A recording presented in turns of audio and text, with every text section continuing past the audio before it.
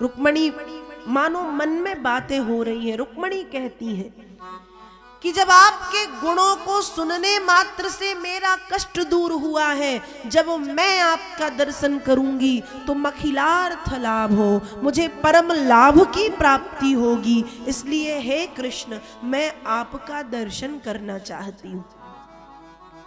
दूसरे श्लोक में रुक्मणी लिखती हैं, अंतः पुरांतरचरी मनिहत्य बंधून् त्वामुदबहे कतमिति प्रवदाम्युपायम् पूर्वेद्युरस्ति महती कुलदेवी यात्रा यस्यास बहिर्नव बधूर गिरिजामुपेयात्।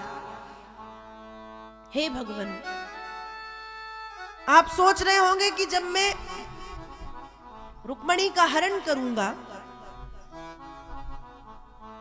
तो रुक्मणी मां और बहनों के बीच में होगी, पहरे के भीतर होगी, तो पहले मुझे पहरेदारों को मारना पड़ेगा, फिर सबके सामने से रुक्मणी का हरण करना पड़ेगा।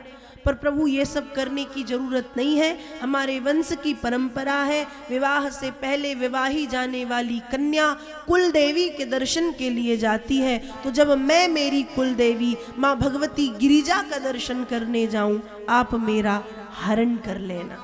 माँ रुक्मणी ने ही उपाय बताया, खुद ने खुद का हरण कराया है, भगवान ने नहीं किया, रुक्मणी ने ही खुद का हरण करवाया। तीसरे श्लोक में रुक्मणी लिखती है कि हे भगवान, बचपन से लेकर के आज तक मैंने जितनी भी पूजन पाठ हवन यज्ञ इत्यादि किया है, तुलसी की प्रदक्षिणा, सूर्य नारायण को अर्घ दिया है, और यदि उसका मुझे फल मिलना है तो मैं आपको पति के रूप में पाना चाहती हूं। चौथे श्लोक में रुक्मणी लिखती है कि हे प्रभु, हे नाथ, जिस प्रकार से सिंह का भाग सियार आकर के स्पर्श कर जाता है, मैं नहीं चाहती कि शिशुपाल या अन्य कोई भी राजा तनिक भी आकर के मेरा स्पर्श करे, क्योंकि मैं आपको अपना पति मान चुकी हूं। आइए और ले चलिए। पांचवें श्लोक में रुक्मणी लिखती है कि हे भगवान, आइए और बलपूर्वक इन सभी को परास्त करके यहां से मुझे ले चलिए।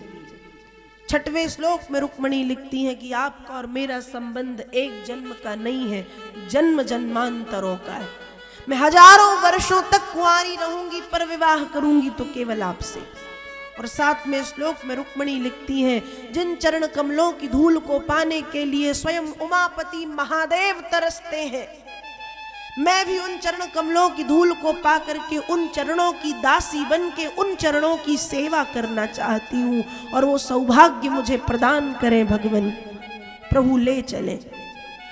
7 श्लोकों में पत्र लिखा, सुदेव नामक ब्राह्मण के हाथों पत्र पहुंचाया।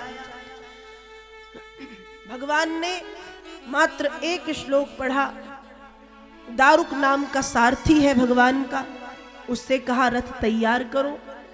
रथ तैयार हुआ, भगवान रथ पर बैठे। आधा पत्र जो बाकी बचा था वो रथ पर बैठ करके भगवान पढ़ते हैं, और बड़ी तीव्र गति से भगवान द्वारिका से विदर्भ पहुंचे हैं। विदर्भ भगवान आए हैं। द्वारिका गुजरात में है और विदर्भ महाराष्ट्र में है। भगवान विदर्भ आए। विदर्भ में कुंजनपुर नाम का एक सुंदर नगर है, जहां पर मां रुक्मणी का निवास स्थान है।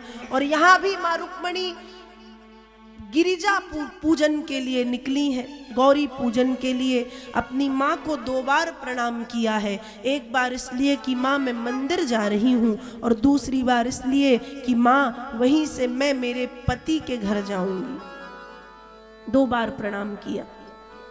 रुक्मणी के आगे पीछे 16 कन्याएं हैं, बीच में माँ रुक्मणी का रथ है। प्रार्थना करते हुए रुक्मणी चली जा रही हैं। हे माँ देवी पूजी पद कमल